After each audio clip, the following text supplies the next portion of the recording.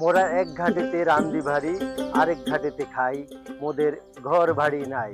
শক্তি ছিল সেখানে যে কলাম বলে দুনিয়ার রাস্তা খুঁজে খাইছে, হিন্দুস্তান পাকিস্তান তার আগে আমি এখানে বসবাস করতেছি।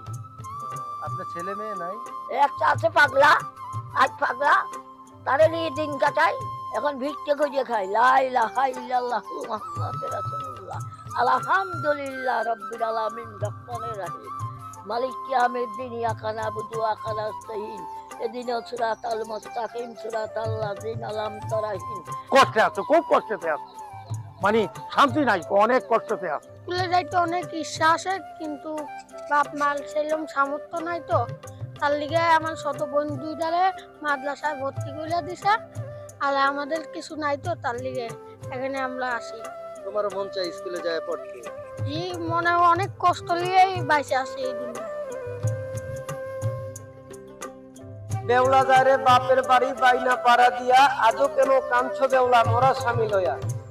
একে তো আষাঢ় মাসে নাগের গর্জনী, সেই নাগরে বসত করে কাজল আর মেলেনি। দেশের এক প্রান্ত থেকে অন্য প্রান্তে নৌকা নিয়ে ভেসে বেড়ানো বেদেদের জীবনযাত্রায়ও এসেছে পরিবর্তনের ছোঁয়া। চলুন আমরা জানি তাদের জীবনের কি পরিবর্তন এসেছে।